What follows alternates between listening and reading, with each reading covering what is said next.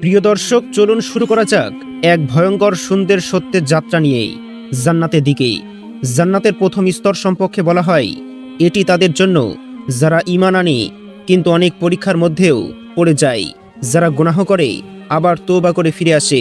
আল্লাহ তাআলা তাদের দয়া করেন। এটা সেই স্তর যেখানে আল্লাহর রহমত বান্দাকে ঢেকে রাখে। মানুষ হয়তো ছোট মনে করে, কিন্তু আল্লাহর কাছে এটি বিশাল পুরস্কার। এখানে প্রবেশ করে তারা যারা শেষ মুহূর্ত পর্যন্ত ঈমানকে ধরে রাখে, নামাজ, রোজা এবং তওবার মাধ্যমে জীবনকে সংশোধন করে। আল্লাহ তাআলা বলেন, আমার রহমত আমার গজবের চেয়ে অনেক বড়। এই স্তরই প্রমাণ করে আল্লাহ তাআলা কাউকে কখনো হারাতে চান না। একটা দরজা খোলা থাকে যেখানে প্রত্যেক বান্দার জন্য আশা আছে। এটা জান্নাতের শুরু, কিন্তু শেষ নেই, বরং এক নতুন যাত্রা। দ্বিতীয় এবং তৃতীয় স্তর আরও উচ্চ মর্যাদার। এখানে প্রবেশ করে তারা যারা শুধু ফরজ নয় বরং নফল ইবাদতেও অগ্রগামী ছিল, যারা গোপনে দান করেছে, কষ্টের সময় আল্লাহ তাআলাকে ছাড়েনি। তাদের জীবন ছিল ভারসাম্যপূর্ণ, ইবাদত, ধৈর্য এবং ত্যাগেপূর্ণ। এখানে প্রতিদান দেওয়া হবে তাদের যারা মানুষকে কষ্ট দেয়নি, হৃদয় ছিল নরম কিন্তু ঈমান ছিল শক্ত। তারা দুনিয়ার মোহে আটকে যায়নি, বরং আখিরাতকে বেছে নিয়েছে।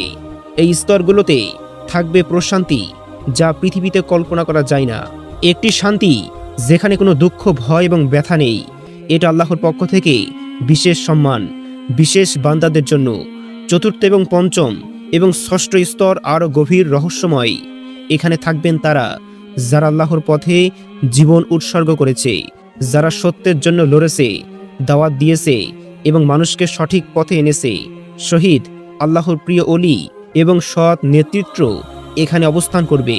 তাদের জন্য থাকবে এমন নিয়ামত যা চোখ কখনো দেখেনি, কোনো কান কখনো শোনেনি। এখানে প্রতিটি মুহূর্ত হবে আনন্দের, কিন্তু দুনিয়ার কোনো ভাষায় তা বোঝানো যাবে না। এটা এমন এক জগৎ যেখানে সময়ের কোনো কষ্ট নেই। প্রতিটি দোয়া হবে সরাসরি কবুল হওয়ার মতো অবস্থায়। এখানে মানুষ তার রবের কাছে আরও কাছাকাছি অনুভব করবে, আর এই নৈকট্যই হবে সবচেয়ে বড় পুরস্কার।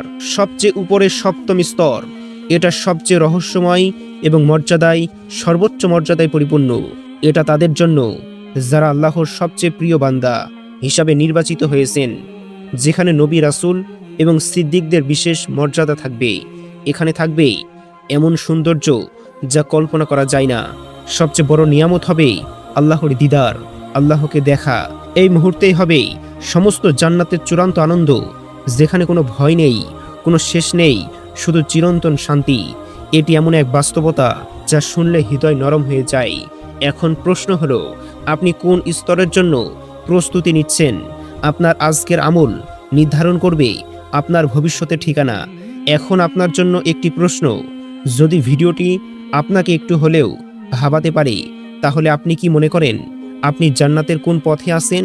কমেন্টে লিখুন এবং অন্যদের জানাতে সাহায্য করুন, কারণ এই জ্ঞান শুধু জানার জন্য নয়, বরং জীবন বদলানোর জন্য।